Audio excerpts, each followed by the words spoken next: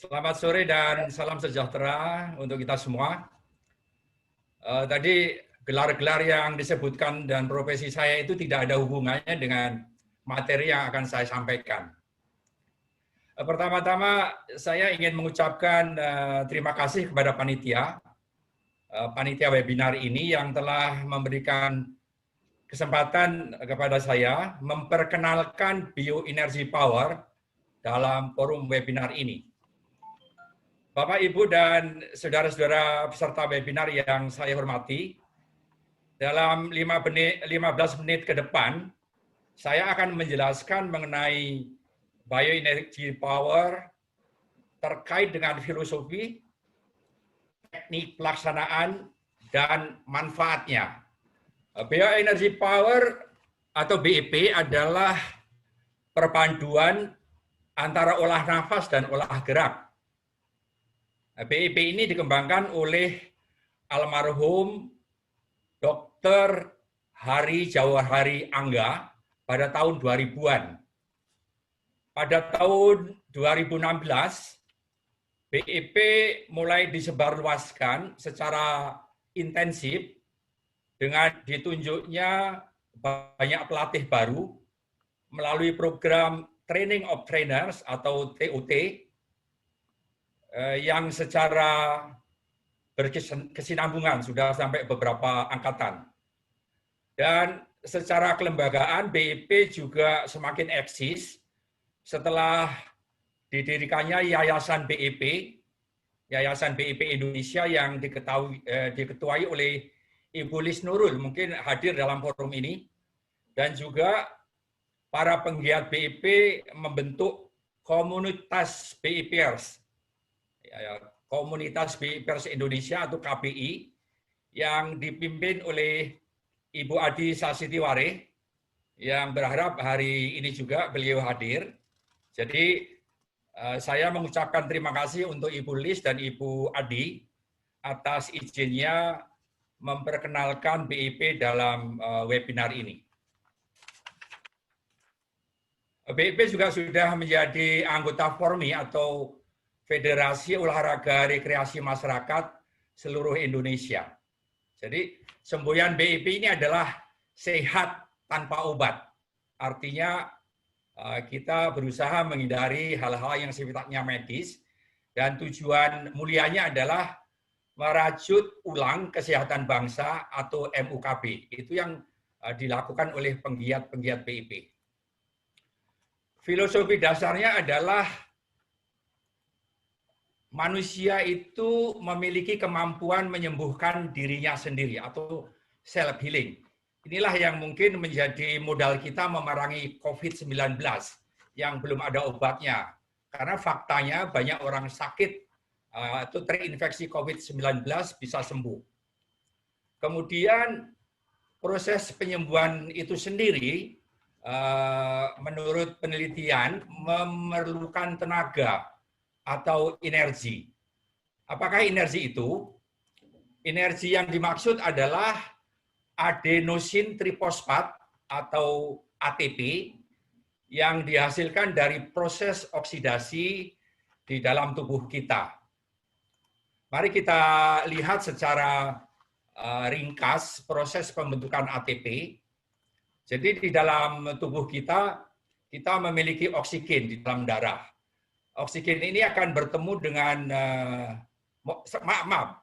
glukosa dulu. Glukosa ketemu dengan oksigen, kemudian berkat adanya katalisator, yaitu enzim dan hormon. Ini akan dihasilkan ATP tadi. Hasil sampingannya adalah karbon dioksida atau CO2 dan air.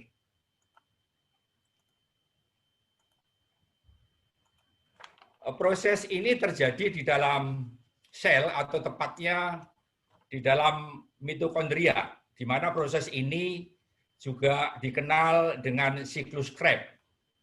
Ini ahli-ahli biologi molekuler yang menguasai. Jadi dibutuhkan O2 untuk pembentukan ATP ini. Bagaimana kita menyediakan O2-nya? ini adalah penyediaan O2 melalui olah nafas. Jadi olah nafas ini adalah yang kita sebut dengan napas segitiga, yaitu tarik napas dalam, kemudian ditahan selama kita mampu, kemudian kita lepaskan pelan-pelan. Ini tarik napasnya melalui hidung, kemudian melepaskannya melalui mulut. Ini ada tujuannya. CO2 yang kita alirkan melalui mulut ini berharap bisa membunuh bakteri-bakteri aerobik yang ada di dalam mulut kita, yang sifatnya patogen. Kemudian dapat dideskripsi bahwa oksigen yang melimpah ini diperlukan untuk proses oksidasi tadi. Napas biasa kita hanya mampu menyerap 500 cc udara yang kandungan oksigennya hanya 20%. Kemudian 500 cc ini hanya 350 cc yang efektif berinteraksi dengan alveoli kita di dalam paru-paru. Sementara itu, kalau kita hitung 20% dari 350 cc, kita hanya memperoleh 70 cc oksigen setiap kali napas biasa. Kalau napas diolah melalui nafas dalam, tarik nafas dalam, kita bisa menambah pasokan udara 1.500 cc. Jadi olah nafas menambah pasokan udara 1.500 cc. Oksigen yang diperoleh sebesar 1.500 kali 20% atau 300 cc. Jadi dari 70 cc ke 300 cc. Itu berarti ada pasokan lebih 4 kali lipat dari napas biasa. Jadi kalau kita mengolah nafas, kita memperoleh tambahan pasokan oksigen lebih dari 4 kali lipat daripada napas biasa. Kemudian olah gerak. Olah gerak dalam BEP adalah olah gerak yang sifatnya statis, bukan gerakan yang aerobik. Jadi kita tidak butuh tenaga. Olah gerak ini bertujuan untuk menstimulasi pusat-pusat energi yang ada di dalam tubuh, yaitu kelenjar yang menghasilkan hormon dan enzim. Dalam olah gerak ini hanya tangan dan tulang belakang kita atau spine yang berperan. Tangan bergerak untuk merangsang pusat-pusat energi, sedangkan tulang belakang direlaksasi untuk melancarkan sirkulasi darah dan sinyal saraf dari saraf pusat menuju pusat saraf ke seluruh tubuh. Jadi perpaduan olah nafas dan olah gerak ini diawali dengan yang namanya gerakan pemanasan. Gerakan pemanasan adalah menstimulasi atau melenturkan tulang belakang dari tulang leher, servikal, sampai dengan tulang pinggang, lumbar. Kemudian diikuti dengan melatih menahan nafas. Jadi nafas panjang ditahan selama 10 detik, kemudian diulangi. Nafas panjang lagi, ditahan 15 detik, begitu seterusnya bertahap 20 detik, 25 detik, dan 30 detik. Ini sebagai latihan olah nafas dalam pemanasan. Gerakan ini akan menjadi dasar gerakan pertama dalam BEP. Sedangkan kita juga memiliki gerakan penutup, ini yang tujuannya hanya dilakukan pada akhir latihan untuk menghindari terlepasnya energi yang sudah terkumpul di dalam tubuh kita. Energi yang sudah terkumpul itu akan bertahan di dalam tubuh kita selama 12 jam. Sehingga latihan BEP ini disarankan 2 kali sehari, setiap 12 jam. Kemudian perpaduan selanjutnya diikuti dengan gerakan pertama. Deskripsinya adalah sebagai berikut. Gerakan pertama ini terdiri dari 5 subgerakan. Subgerakan pertama menarik napas dalam melalui hidung, kemudian ditahan selama subgerakan berikutnya, dan dilepas pada subgerakan yang kelima. Dalam gerakan pertama ini yang distimulasi adalah perut bagian bawah atau pusat hara dalam ilmu Qi Circulation for Health. Itu ada meditasi Q. Jadi melalui gesekan tangan di perut dan samping posisinya di samping pusar, ya. Kemudian tulang belakang karena kita membungkuk dan menghadap ke depan, jadi itu menstimulasi mulai tulang leher sampai tulang pinggang. Kemudian juga kita menstimulasi puting susu. Jadi ini bukan porno ini. Kita mencolek atau menggesek puting susu kita sebagai pusat hormon, baik endokrin, ekskokrin, supaya terjadi stimulasi. Kita akan lihat peragaannya seperti apa ini. Ini yang memperagakan adalah almarhum kreator BEP. Jadi almarhum Dr. Hari Jawariangga. Coba kita lihat, kita hitung subgerakannya. 1, 2, 3, 4, 5. Jadi 5 ini kita melepaskan nafas. Coba kita deskripsi apa yang dilakukan. Subgerakan 1, gesek perut bolak-balik, tegak. Subgerakan 2, gesek puting, tarik tangan ke belakang, dorong ke depan kuat sambil melepaskan nafas pelan-pelan. Ini gerakan pertama. Kemudian gerakan kedua itu terdiri dari 7 subgerakan. Dimulai dari subgerakan pertama, seperti biasa, menarik nafas panjang, ditahan selama subgerakan berikutnya, dan baru dilepaskan pada subgerakan yang ketujuh. Yang ketujuh. Gerakan kedua ini didahului 2 gerakan sebelum masuk ke gerakan pertama. Jadi gerakan pertama didahului dengan 2 subgerakan. Tujuan dari 2 subgerakan yang pertama ini adalah menstimulasi tulang belakang dan juga kening. Jadi di kening kita itu ada cakra ajna dalam ilmu Reiki yang juga kita stimulasi. Coba kita lihat peragaannya. Ini kita hitung subgerakannya. 1, 2, 3, 4, 5, 6, 7. Ini subgerakan 7 melepaskan nafas dengan mendorong ke depan. Coba kita ulangi lagi. Jadi ini subgerakan kedua, kita sentil, kita punya kening. Kemudian kembali ke gerakan pertama, gesek perut, kemudian gesek puting, tarik tangan ke belakang, dorong ke depan kuat sambil lepaskan nafas. Ini adalah gerakan kedua.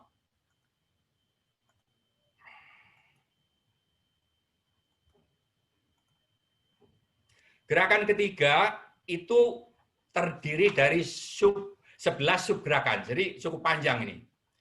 Dan subgerakan pertama seperti biasa didahului dengan tarik napas panjang, ditahan selama subgerakan berikutnya, dan baru dilepas pada subgerakan yang ke-11. Gerakan ketiga ini ya adalah gerakan pertama didahului dengan 6 subgerakan. Yang tujuannya adalah menstimulasi ubun-ubun, atau ini cakra mahkota dalam ilmu Reiki, dan juga hidung, dagu, dan kembali di perut bawah pusat hara. Coba kita lihat peragaannya. 1, lingkaran besar. 2, 3, 4, 5, 6, kembali gerakan pertama, 7, 8, 9, 10, 11. Jadi ke-11, ini adalah gerakan penutup.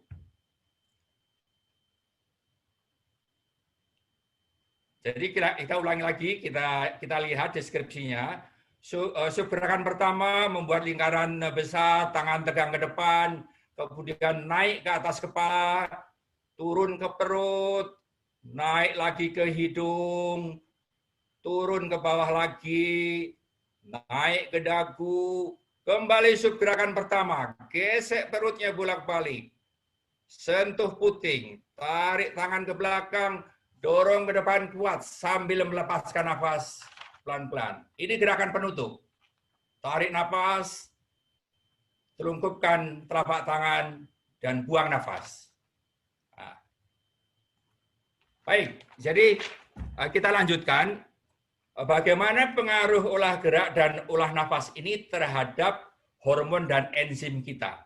Coba kita lihat, ini adalah fisiologi tubuh kita. Di sini ada organ-organ vital di dalam tubuh kita dan juga kelenjar-kelenjar yang menghasilkan enzim dan hormon. Jadi dalam gerakan BEP, kita berusaha menstimulasi pusat energi di bagian atas, jadi darah kepala. Kemudian bagian tengah itu tadi yang kita sentuh adalah puting susu, dan pusat energi di bagian bawah itu adanya di pusat hara, sekitar bawah pusar. Jadi ini semua adalah sistem kelenjar endokrin dan eksokrin yang distimulasi berkat olah nafas dan olah gerak.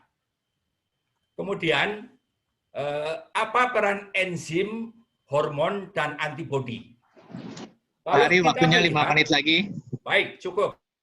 Subsistem dalam tubuh kita itu terdiri dari sel, kemudian jaringan, dan organ. Jadi dari